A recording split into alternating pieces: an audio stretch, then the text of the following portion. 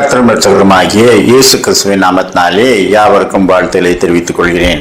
ஐவான் டெனிசா என்ற ஒரு போதகர் ரஷ்யாவிலே கம்யூனிஸ்டுகளால் கைது செய்யப்பட்டு கொடிய குற்றவாளிகள் இருக்கும் சிறையிலே அடைக்கப்பட்டார். சுவிசேஷ நிமித்தம் துன்புறுத்தப்படும் அநேக போதகர்களிலே அவரும் ஒருவர். அவர் அந்த ஜெயிலிலே காலையில் எழுந்தவுடனே கர்த்தரை நோக்கி ஜெபித்தார்.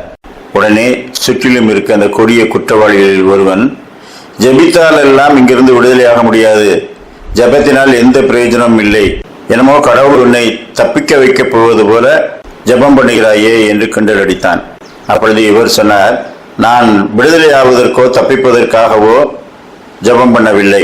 கர்த்தருடைய சித்தம் இந்த பூமியிலே செய்யப்பட வேண்டும், என் வாழ்க்கையிலே அவருடைய சித்தம் செய்யப்பட வேண்டும், அப்படி நான் ஜெபித்தேன் என்று சொன்னார். அவர்கள் எல்லாம் அவரை நகைத்தார்கள்.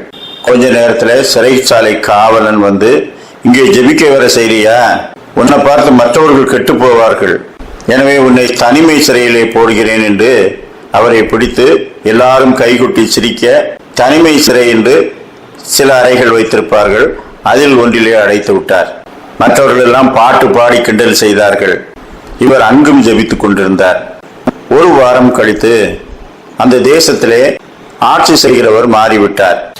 அவரிடத்திலிருந்து ஒரு உத்தரவு வந்தது, இங்கே அடைக்கப்பட்டிருக்கிற கொடிய குற்றவாளிகள் அத்தனை பேரையும் சைபீரிய சிறைக்கு அனுப்பி வையுங்கள்.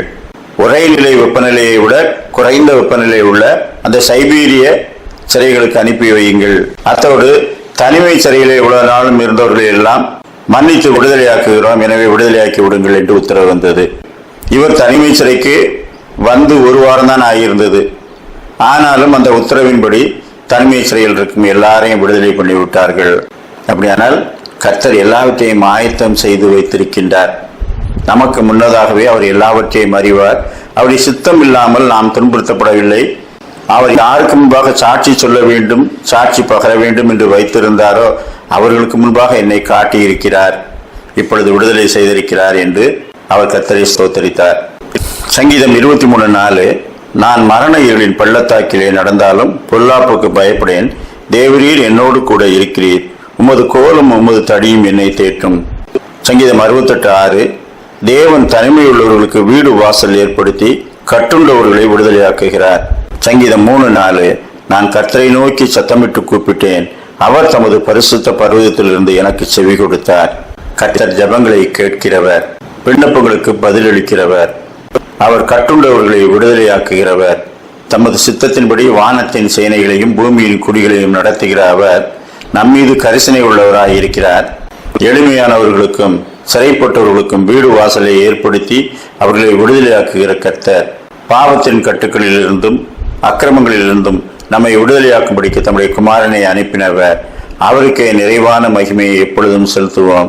கர்த்தர் தாமே அப்படிப்பட்ட நல்ல சிந்தனைகளோடு வாழ நமக்கு நல்ல கிருபைகளை தந்தருள்வாராக. ஆமேன். ஜெபம் செய்வோம்.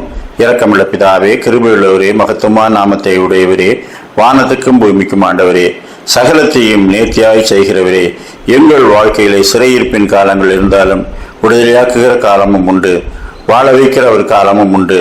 கர்த்தாவே, நீர் எங்களை அறிந்திருக்கிறீர், உமது கோலும் உமது தடியும் எங்களை தேற்றுவதாக. உமக்கே சகல மகிமையும் செலுத்துகிறோம். இயேசுவின் நாமத்தில் ஜெபங்கள் நல்ல பிதாவே. ஆமேன்.